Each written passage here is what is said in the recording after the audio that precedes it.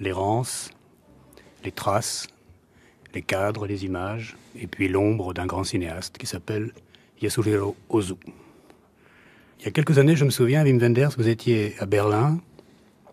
On avait fait un tout petit tournage ensemble. Et puis il y avait dans la salle de montage une tonne de bandes, de cassettes, de films, qui étaient des films d'Ozu. Et vous étiez en train de regarder ces bandes, ces images, de les monter dans l'idée de faire un film dont à l'époque, moi je croyais que c'était un film sur Ozu. C'était une sorte de travail de remontage ou de montage, ou d'analyse ou d'hommage, mais à partir même des images d'Ozu. Et puis j'ai vu Tokyo-ga il y a quelques jours, et puis c'est pas ça en fait, donc je m'étais trompé, ou alors vous avez changé d'avis en cours de route, parce que finalement c'est un film qui parle d'Ozu, ou qui fait revenir très lentement la figure d'Ozu, puis encore plus lentement des images tournées par Ozu, qui se terminent sur des plans d'Ozu, qui se terminent même sur un plan fin d'un film d'Ozu, donc c'est une double fin, c'est une fin au carré, et commence à évoluer dans votre tête l'idée de se mesurer avec cette œuvre passée, ce cinéaste japonais, et puis finalement cette ville. C'était un truc très spontané au début. Il y avait une invitation pour aller à Tokyo. J'avais pas envie d'y aller, mais j'avais le temps. J'ai appelé Ed Lachman, un caméraman avec lequel j'ai fait un X-Movie, et je lui ai demandé, t'as envie de venir avec moi? On part demain, Tokyo, on a 2 semaines, on pourrait peut-être tourner quelque chose sans plan de tournage, sans rien. J'ai pas pu lui expliquer vraiment quoi. Je lui ai dit, ce sera plutôt une sorte de journal sur les traces d'Ozu. On a fait ça, on a tourné pour 2 semaines, pas du tout organisé. On était seuls, nous deux, caméraman, et moi j'étais l'ingénieur du son. Et c'était une sorte de recherche, mais même l'objet de la recherche était inconnu. C'était en même temps la ville de Tokyo, c'était en même temps quelque chose que j'ai voulu retrouver dans les images de Tokyo, parce que j'avais une image de Tokyo avant d'y aller, c'était les films d'Ozu. Et il y avait l'idée vague de retrouver un peu les traces d'Ozu, parce que quand on a fait le film en 83, quand on a tourné à Tokyo, Ozu était mort depuis 20 ans. Alors on a tourné pendant 2 semaines, tous les jours un peu. On a rencontré des gens. On était mal organisés, on était seulement nous deux, on n'avait pas de guide. Et on a tourné un peu comme un journal, vraiment. Ce qui s'est passé ce jour-là, on est arrivé dans des endroits impossibles et quelquefois aussi très possibles. Et on a tourné après, il y avait un tas de matériel, il y avait les sentiments de ce et la mémoire de ce voyage, les quelques rencontres, et l'ombre d'Ozu toujours comme au début. Et puis c'est vrai, dans la salle de montage, quand vous étiez à Berlin, on était en train de monter Paris, Texas, dans une salle, et il y avait une porte qui menait dans une autre petite salle avec une table 16, et on pouvait entrer du Texas directement à Tokyo, et je bougeais entre les 2 pays pendant quelques temps, jusqu'à ce que c'était évident que c'était impossible, que les deux, ça marchait pas en même temps. Alors j'ai abandonné l'idée à l'époque de monter le film sur Ozu, le film sur Tokyo, et la monteuse du film est devenue monteuse de son de Paris, Texas. Et puis beaucoup plus tard, presque 1 an plus tard, j'ai recommencé le montage, mais cette fois-ci tout seul, sans monteur, parce que je me suis dit, c'est tellement personnel, c'est tellement un journal, alors je peux pas travailler avec quelqu'un, avec un monteur. Je dois faire ça moi-même, aussi bien que c'était évident que ça devait être aussi ma propre voix. pour que ça soit clair ce que c'était vraiment un journal. Et même pendant le montage, c'était pas évident qu'est-ce qui était le sujet. Est-ce que c'était Tokyo? Est-ce que c'était le Japon aujourd'hui? C'était les ronces ou est-ce que c'était vraiment un hommage à Ozu? Et finalement, c'est devenu toutes sortes de choses. Et l'ensemble, je crois, a quand même quelque chose à faire avec le fait qu'on est arrivé à Tokyo 20 ans après la mort d'Ozu. En fait, vous faites toujours les choses par deux. C'est pas la première fois que vous travaillez sur plusieurs films à la fois. Et puis, quand vous allez dans un pays, et vous êtes quelqu'un qui voyageait beaucoup, je pense qu'en heures de vol, vous devez être l'un des cinéastes les plus impressionnants.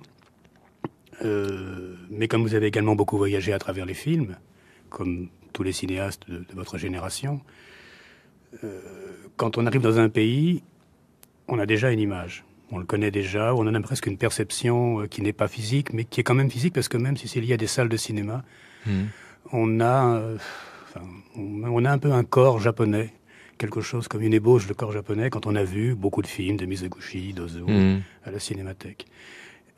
Alors en général, quand les gens voyagent, ils veulent lutter contre ces clichés et dire « moi j'ai rapporté quelque chose qu'on n'a jamais vu avant, j'ai rapporté du neuf, j'ai rapporté de l'inédit, je détruis les clichés, etc. » Et vous faites plutôt le contraire, ça marche également par deux, disons qu'il y a une image qui existe, qui préexiste, qui est l'image d'Ozu et qui est l'image du Japon tel que Ozu nous l'a offerte, sans le faire exprès, parce que les films ont été vus en général très tard et souvent après sa mort.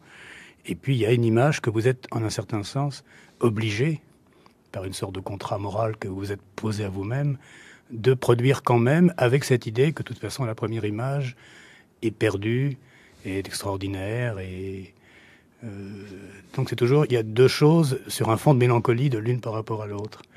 Ouais. Est-ce que c'est une fatalité ou est-ce que c'est un mode de travail finalement, ou un mode de vie aussi? Oui, moi je trouve que c'est plutôt un mode de vie où le travail, ça, dans ces cas-là, ça devient vraiment la même chose. C'est un peu inévitable ce conflit.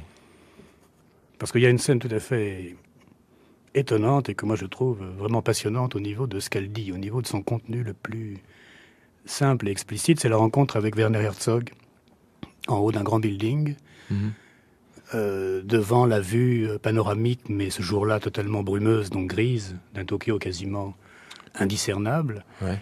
Et il y a, ça dure pas très longtemps, et c'est d'ailleurs plutôt Herzog qui parle, je dirais pas qu'il y a deux manières de poser la même question, parce qu'il y a Herzog qui parle, mais il y a quelque chose qui concerne tous les cinéastes, disons, quadragénaires aujourd'hui, ou jeunes quadragénaires, qui est qu'on part de l'idée qu'il y avait de l'image avant et qu'il n'y en a plus, ou est-ce qu'on part de l'idée qu'il y a de l'image quelque part mais qu'on ne sait pas la trouver?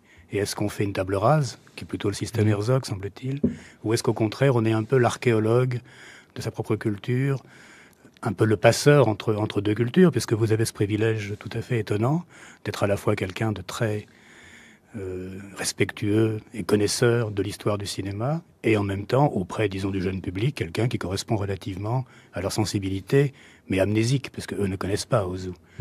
Donc, la rencontre avec Herzog, c'était complètement du hasard. Et ce que vous avez échangé comme propos, c'était planifié, ou ça s'est trouvé comme ça, ou comment? Non, c'était le hasard complet. Il est passé à Tokyo pour 2 jours pour présenter un film. On a parlé de Tokyo comme ça, de nos impressions. Mais il y avait un moment, quelque chose d'intéressant quand il disait « Écoute, moi je vois plus rien ici ». Et il m'a raconté d'un plan d'aller tourner à l'Himalaya pour trouver des images pures, Voilà. transparentes. Et moi, je trouvais ça intéressant parce que moi, j'étais vraiment dans le brouillard de Tokyo. Et pour moi, ça posait pas de problème du tout de tourner à Tokyo. Et les images pures, bon, je trouvais ça intéressant de toute façon notre dialogue et on s'est donné rendez-vous pour le lendemain là sur la tour de Tokyo pour continuer un peu avec cette discussion-là. Et bon, c'est devenu un peu un monologue de la part de Werner, parce que moi j'étais trop occupé comme ingénieur du son, quoi. Et je trouvais ça aussi plus beau comme ça, parce qu'il parle dans la caméra comme s'il me regardait.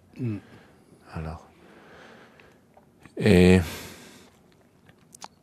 bien, mais ce qu'il dit que là, les images sont plus possibles que dans une ville comme Tokyo, il fallait plutôt faire le travail d'un archéologue pour creuser, pour encore trouver quelque chose. Ça m'a frappé. En même temps, c'était pas du tout ce que je ressentais moi. Surtout sur les traces d'Ozu, de plus en plus, il me semblait que le problème des images qu'on se pose aujourd'hui, toute une génération de metteurs en scène, qu'est-ce qu'on peut encore faire? Est-ce qu'il y a encore des images innocentes? Est-ce qu'on n'est pas tous des copieurs de quelque chose qui existe déjà? Et là, en revoyant aussi des films d'Ozu, il me semblait que tout ce problème était mal posé, que vraiment la question des images, c'était plutôt une question de l'attitude du regard. C'est-à-dire, si on voit les films d'Ozu, on se rend compte que c'est quelqu'un qui a un regard très très chaleureux. C'est-à-dire qui aime profondément ce qu'il y a devant sa caméra. Eh bien, on sait aussi que c'est quelqu'un qui travaille avec des moyens très limités et tout ça, mais il me frappe de plus en plus que c'est pas du tout important qu'il a seulement un objectif ou un seul angle ou caméra fixe, mais qu'on parle pas assez ou qu'on oublie ce que c'est l'attitude du regard. Et que le problème peut-être aujourd'hui, c'est plutôt qu'on se prépare plus à regarder quelque chose. On fait un film, la télé c'est encore pire. Le problème se pose même plus, mais bon, on parle du cinéma. On ne se prépare pas assez à regarder. C'est-à-dire, on prépare des plans, mais on prépare pas quelque chose à l'intérieur pour regarder à travers la caméra. On prépare la caméra, la lumière et tout, mais on se prépare pas soi-même. Et là, c'est encore plus intéressant ce que disait le Werner, parce que lui, il fait quand même un effort. C'est-à-dire, si lui, il parle de la Lune, qu'il aimerait bien y aller pour être le premier à y retourner, il parle quand même de son attitude. C'est-à-dire, lui, il croit qu'on peut seulement faire des images si on fait un effort. Ça, c'est déjà pas mal, cette idée. C'est la quête du Graal. Oui. Et il y a aussi quelque chose de tout à fait romantique là-dedans, dans son idée, mais quand même, il y a quelque chose qui m'impressionne et que j'aime beaucoup, et on le voit bien sûr dans ses films, c'est qu'il a accepté qu'il faut lutter ou qu'il faut faire un effort pour se permettre de faire des images. Et ça, je trouve ça intéressant. Il faut les mériter. Il faut les mériter. Bien sûr, il y a tout un culte là chez lui, l'effort. C'est-à-dire, lui, il croit que plus l'effort est grand et inhumain, plus l'image est innocente. Ce qui est un peu naïf quand même. Oui. Non? Ça, c'est exagéré peut-être. Mais quand même, l'idée même que lui, il se prépare, ça, j'aime bien.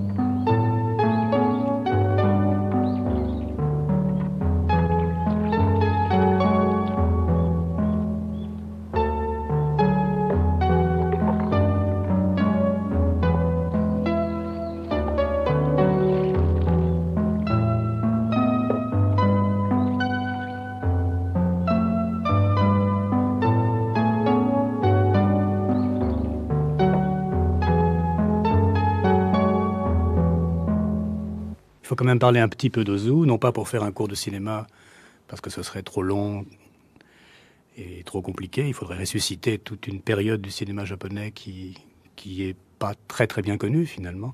Enfin, Ozu, qui est un des grands noms du cinéma japonais, qui est devenu en France tardivement d'ailleurs un des géants du cinéma japonais, qui a été découvert en France après sa mort, est un cinéaste japonais donc de l'époque qu'on peut appeler l'âge d'or du cinéma japonais, qui a commencé à l'époque du muet, époque qui a duré plus longtemps au Japon qu'ailleurs, et qui a assez régulièrement tourné des films jusqu'à la fin de sa vie, puisqu'il est mort en 63. Pas très vieux d'ailleurs. Ozu est un cinéaste qui a une particularité à mes yeux, c'est que je crois que de tous les grands cinéastes officiels de l'histoire du cinéma, il y en a peu qui ont dû moins voyager dans toute sa carrière. Je crois qu'il a été prisonnier de guerre pendant la guerre, en Chine ou en Mandchourie. En Chine, oui. Et je pense qu'il est revenu, et puis qu'il est mort au Japon. Et même Mizoguchi, par exemple, n'a fait qu'un voyage dans sa vie, à Venise, pour avoir son lion d'or. Je pense pas que Naruse ait quitté le Japon. Et même d'ailleurs, quand on voit Kurosawa, il n'a pas beaucoup voyagé non plus. Donc il y a quelque chose de très calfeutré, de très japonais au sens insulaire, au sens familial. Et chez Ozu, ça prend vraiment une proportion très, très frappante. Alors, il doit y avoir une logique dans le fait que Wim Wenders, qui est un des cinéastes les plus bougeants et les plus mobiles du cinéma, qui est à cheval sur au moins 10 cultures, se soit intéressé au cinéaste peut-être le plus, alors je dis pas enraciné, parce que je pense que chez Ozu c'est pas le mot qu'il faut, le plus, disons, posé dans son paysage, le plus proche de son paysage naturel, qui est donc le Tokyo des villes, le Japon des villes, Tokyo, certains quartiers de Tokyo, et des histoires familiales. Donc, quand vous dites on ne sait pas regarder, est-ce qu'on pourrait pas vous prendre au mot en disant mais Ozu n'avait pas grand mérite à regarder, puisque il lui suffisait de s'approcher de plus en plus de sa maison, de sa famille, des gens qui étaient dans son environnement social, et de trouver peut-être au fond de lui-même une sorte de discipline intérieure qui lui permettait d'être de plus en plus attentif. Et est-ce qu'un cinéaste qui, inversement, ne cesse de faire le tour du monde, et la rencontre avec Herzog est symptomatique, puisque Herzog est un autre grand bourlingueur et conquérant de l'impossible du cinéma moderne, est-ce que il n'y a pas un paradoxe là? Ça veut dire que vous avez assez peu de chance finalement, même en regardant, en écarquillant les yeux, en étant les plus passifs et les plus patients possibles, regardant le Tokyo d'aujourd'hui, c'est quand même pas chez vous. Est-ce que cette question est trop naïve ou est-ce que finalement elle n'est pas réelle? Elle me semble assez irréel. Je sais pas. Tokyo, Paris, New York, Berlin, c'est un seul endroit vraiment. Je crois qu'on peut plus dire que bon, c'est loin, c'est dans le Japon. C'est plus proche que d'autres choses pour moi. C'est plus proche que d'autres villes. Pour moi, c'est plus proche que Francfort. Et de toute façon, il faut accepter que c'est une seule ville. Toutes les villes du monde, c'est devenu vraiment une ville. Et je crois qu'on peut prendre sa caméra et mettre sur son dos et se promener à Tokyo comme à San Francisco, à Sydney. Je crois pas qu'on a le droit de sortir de l'avion sans avoir jamais y été. J'étais à Tokyo plusieurs fois avant que j'ai fait le film. Sinon, vraiment, on risque vraiment d'être le touriste, quoi. Mais même ça serait intéressant. Mais même ça. Peut-être un jour, il faut trouver une ville où j'étais jamais et vraiment prendre une caméra et sortir de l'avion et commencer à tourner. Ça pourrait être aussi intéressant. Pour moi, c'est inconcevable quelqu'un qui est resté toute sa vie dans une seule ville ou dans un seul pays. Oui, il était soldat en Chine, mais c'était vraiment, à mon avis, la seule occasion. J'ai longuement essayé de trouver un bout de film où on le voyait. J'ai pas trouvé. Pas seulement il n'a pas voyagé, aussi il ne sait pas laisser filmer. peut-être il y a une liaison là. Mais ça, c'est un petit peu les cinéastes japonais, parce que par exemple, Mizoguchi, son contemporain presque absolu, et presque son rival, parce que quand même les deux étaient très connus et tout à fait reconnus dans leur profession. Et il y avait une sorte d'émulation de type école de peinture, hein, très Renaissance. Mizoguchi, lui non plus, je crois, ne figure sur aucun plan de cinéma. Et puis je crois que c'est très profond. Je crois que ces cinéastes qui ont pensé tellement loin l'art des raccords, des distances, de la scénographie, auraient considéré comme un crime ou comme un péché de se mettre en plus dans l'image. Je pense que plus un cinéaste travaille formellement de cette manière-là, on pourrait dire aussi bien Bresson en France, par exemple. En plus, c'est absolument impensable qu'il apparaisse dans son propre film. Or, par exemple, vous êtes apparu dans vos propres films. Là, en ça, il y a une manière tout à fait différente de se réaliser soi-même ou d'être présent dans ces images. Peut-être parce qu'ils n'étaient pas présents corporellement, ils ont pu avoir une faculté de regard qui est celle qu'on a quand on est absolument interdit d'image soi-même, parce que c'est impensable au Japon où les gens n'aiment pas beaucoup se mettre en avant, et c'est très mal vu au Japon de se singulariser, ou alors il faut le faire avec une sorte d'excès excentrique, mais à l'européenne, non, ça n'existe pas. Est-ce qu'il n'y a pas un rapport là entre être interdit d'image soi-même et le regard? Est-ce qu'on ne regarde pas d'autant mieux? Barthes disait une très belle phrase sur l'image. Il disait, voilà, l'image c'est simple, c'est ce dont je suis exclu. À partir de là, j'invente ma distance, je la pense, je regarde qu'est-ce qui me sépare des choses, comment les choses fonctionnent entre elles déjà, et puis ensuite par rapport à moi. Et je pensais que l'émission de Barthes était très... En tout cas, rendait compte de la façon dont moi, par exemple, j'ai toujours vu les films, même en tant que spectateur, dans une salle de cinéma. Il y a une distance absolument mesurable par rapport à l'écran, et puis une seconde distance imaginaire, mais elle aussi immesurable, qui est donnée par la mise en scène. Bon, est-ce qu'Ozu n'appartient pas de plein droit à cette période où cette distance était respectée, qui était la garantie d'un regard, finalement? Est-ce qu'aujourd'hui, justement, le regard, c'est pas devenu plutôt une sorte de... on a des mains au bout des yeux, on veut toucher les choses avec l'œil. C'est le rôle du zoom, par exemple. Est-ce que c'est pas un désastre pour vous, ça, cette perte des distances et du regard, que la télévision aggrave d'ailleurs considérablement? Oui, tout à fait. Tout à fait.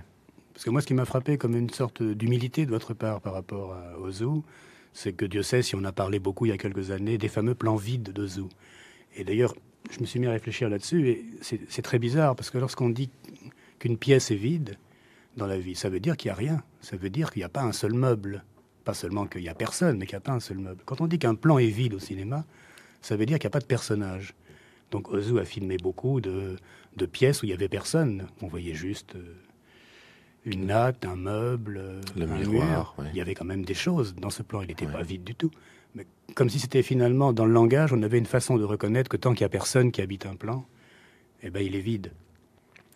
Mais si on entend les histoires, disons, du caméraman ou aussi des acteurs qui décrivent quel temps Ozu a pris pour arranger les objets, aussi pour les plans vides, longuement, millimètre par millimètre, jusqu'à ce que tout est à sa place, quoi. Il a même pris, ils se sont plaints, même les acteurs, qu'il a pris plus de temps avec les sacrées bouteilles et les cendriers pour les mettre qu'avec eux. Alors, si ces plans vides, c'est plutôt les plans où lui il est plus présent que dans les autres plans, je crois. Il est présent dans les objets. Les plans vides, c'est quand même relié énormément à la peinture aussi. La peinture japonaise.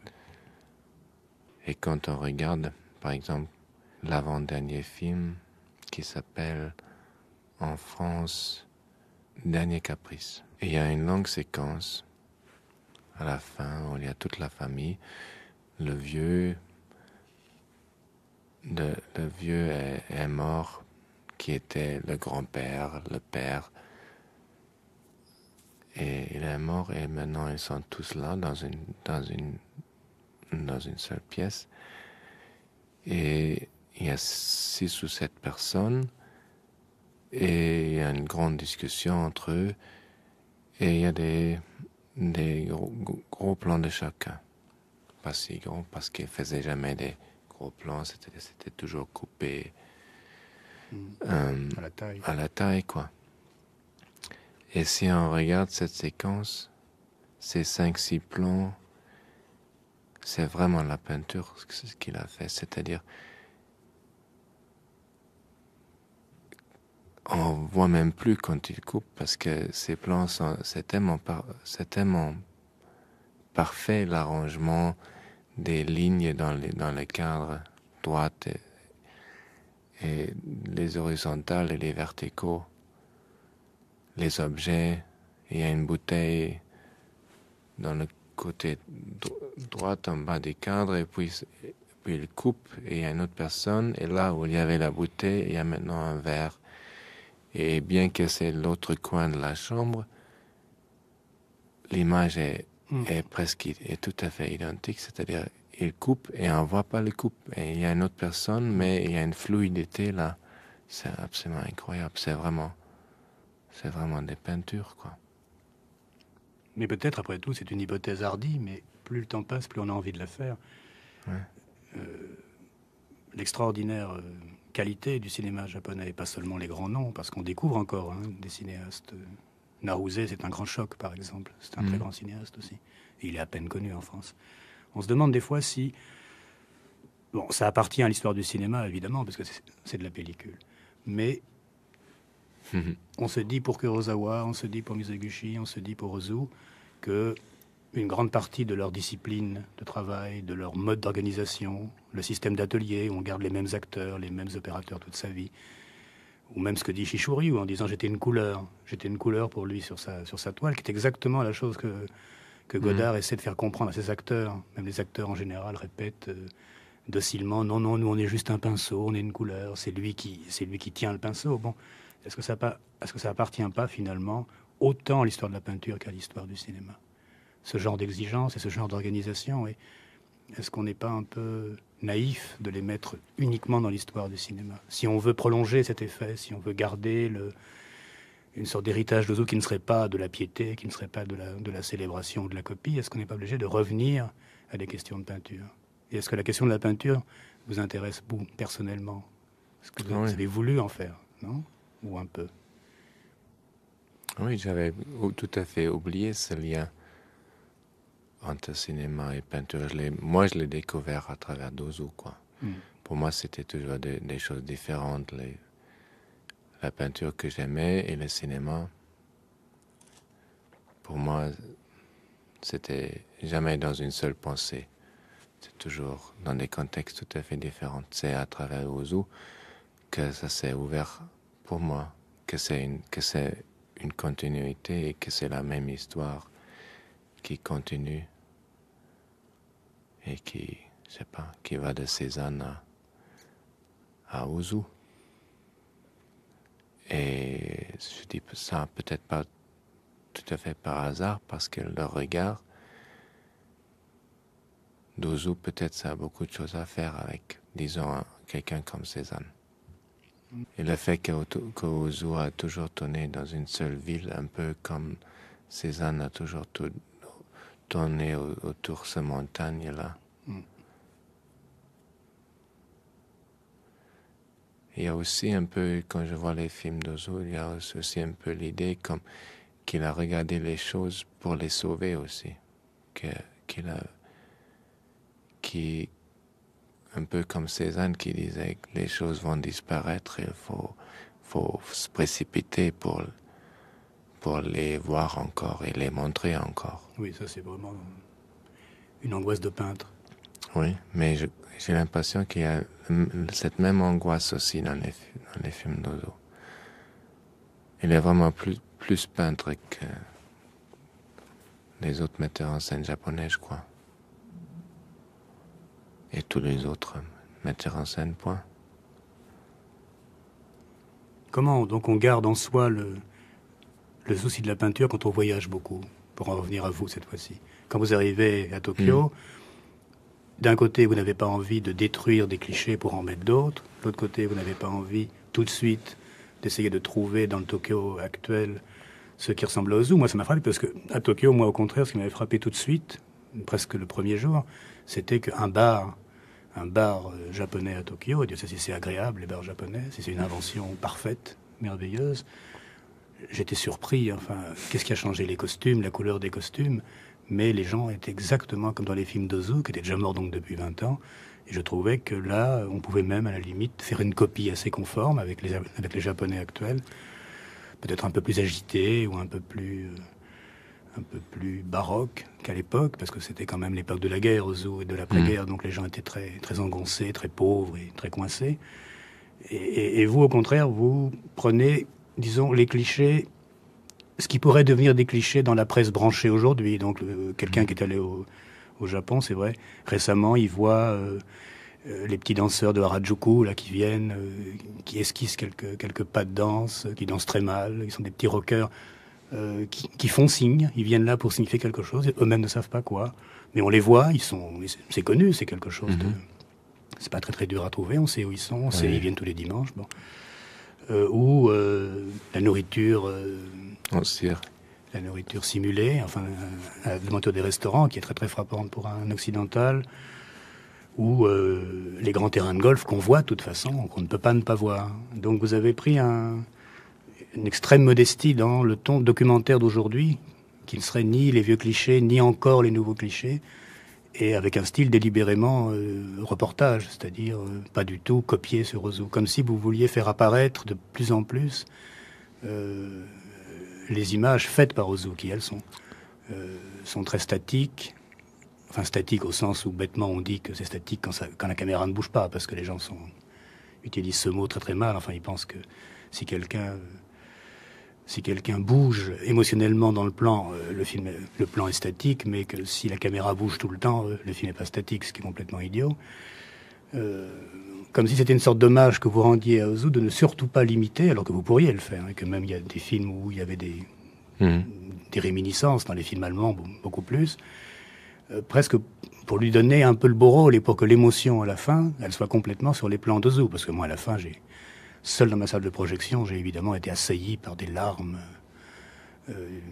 inattendues, parce que je ne pensais pas que ce petit bout du film d'Ozu, à la fin, allait totalement me ravager. Est-ce que c'est une modestie délibérée ou une sorte de calcul pour faire apparaître peu à peu son image à lui, pour ne pas la lui voler, pour ne pas la copier, vu qu'on a quand même beaucoup copié et beaucoup imité Ozu à un moment, dans l'avant-garde américaine, ça a d'abord été un cinéaste découvert par les Américains et les Anglais, et ils l'ont beaucoup... ils se sont précipités sur ces fameux plans vides et sur ce hiératisme qui les fascinait. Et aujourd'hui, on se dit qu'Ozu, c'est mieux que ça et qu'on devrait peut-être le prendre beaucoup plus frontalement, c'est-à-dire beaucoup plus qu'on en prendrait, je sais pas, John Ford. Et puis, bon, les choses importantes sont au milieu de l'écran et puis voilà, l'émotion passe. Alors, je sais pas si c'est moi qui ai interprété, mais j'ai pensé que votre rapport à Ozu n'était pas le même aujourd'hui que, disons, il y a 5, 10, 15 ans, quand on avait plutôt envie de refaire un peu comme lui, quoi. Oui, justement. Refaire comme lui, c'est devenu tellement impossible. Et au début, dans le montage, par exemple, j'ai pas voulu utiliser un seul plan d'Ozu. Je me suis dit, tu peux pas faire ça. T'as fait des trucs, t'as montré des choses, comme le pachinko ou le golf, ou la nourriture en cire, des choses vraiment évidentes, mais j'ai essayé de m'occuper un peu de ces choses qui étaient tellement première vue, quoi. De rester un peu avec les jeunes qui dansaient le rock'n'roll et la nourriture en cire. De rester quelques jours ou quelques nuits dans les salons de pachinko. C'est-à-dire, pas se faire l'image une fois et dire, oui, voilà, c'est ce que je vois, mais rester avec. Et bon, alors, pendant le montage, finalement, je me suis dit qu'on pourrait créer quand même quelque chose avec ce film, c'est-à-dire avec toutes ces images de Tokyo, toutes ces images chaotiques, ou un peu n'importe quoi, on pourrait même dire. Si on voyait à la fin de ça un tout petit bout du travail d'image d'Ozu, que ça pourrait créer quelque chose, ça pourrait créer le désir d'en voir plus. Et peut-être c'est la seule chose que j'ai vraiment voulu faire avec ce film. Créer le désir pour les gens qui verraient peut-être mon film. Créer un désir physique de voir autre chose, de voir quelque chose d'Ozu. Et moi aussi, quand j'ai monté la fin de Voyage à Tokyo, pour la première fois, j'ai ajouté à mon montage, j'étais absolument... J'ai pleuré, oui, parce que je me suis dit, c'est tellement incroyable ce qu'il a fait, et on le voit tellement mieux après avoir vu autre chose. Mais est-ce qu'il n'y a pas un peu de masochisme là-dedans? De faire exprès des images relativement modestes et un peu banales, disons une sorte de super télévision, mais quand même avec la même approche, à la fois curieuse, un peu touriste, un peu esthète, un peu étonné, à seule fin de faire apparaître une image, juste une scène, pour rendre hommage à cette image, mais peut-être ne pas en faire une soi-même. Est-ce qu'il n'y a pas un peu d'auto-punition là-dedans? Non, ça je ne sais pas.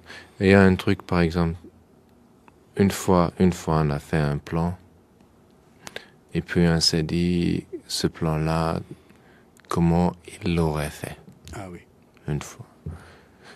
Et on a refait encore une fois, on a baissé la caméra, on a utilisé le 50. Mais ça on le voit dans le film, c'est la scène de Oui, Noël. oui, Ça oui. c'est un moment extraordinaire, oui. On a fait une fois, et je trouvais que pour une fois, c'était permis, pour ainsi dire. Mais sinon, je trouvais que chaque effort dans cette petite recherche sur le journal filmé, chaque effort de s'approcher plus au langage d'Ozu, que c'était pas permis, quoi. Que c'était même hors de question. Je trouvais que c'était déjà qu'on est déjà allé très loin, on posait des questions à la fin assez intimes à Atsuta, par exemple, et que c'est pas ça, cette œuvre d'Ozu, que c'est quand même quelque chose de tellement c'est tellement dans le passé aussi, et c'est tellement idéalisé aussi, je le sais. Je ne peux que l'idéaliser, je ne peux que le regarder avec admiration, c'est-à-dire je me retrouve vraiment comme devant Rembrandt ou je ne sais pas. Oui, c'est ce que j'allais dire, ça veut dire que ça vous oblige à parler comme un peintre là, parce que dans la peinture, on sait bien que les peintres, quand ils débutaient, n'avaient aucune honte ou aucun scrupule à admirer et à se demander comment les maîtres anciens faisaient. Alors que chez les cinéastes, c'est beaucoup plus rare. Donc c'est bien la peinture. Il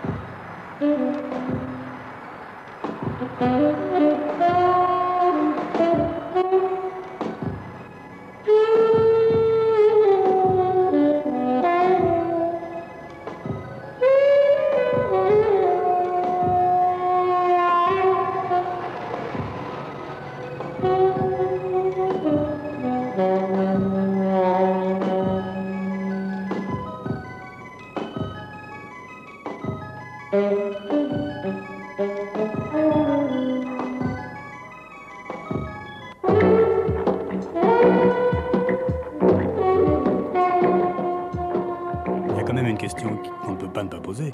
C'est 20 ans après la mort d'Ozu. C'est quoi Ozu pour les Japonais? Est-ce que vous avez été surpris par soit la bonne connaissance, soit la méconnaissance, soit le début d'amnésie, soit l'admiration pieuse qu'il y a pour Ozu? Moi, je sais que c'est le cinéaste dans lequel ils se reconnaissent le plus volontiers.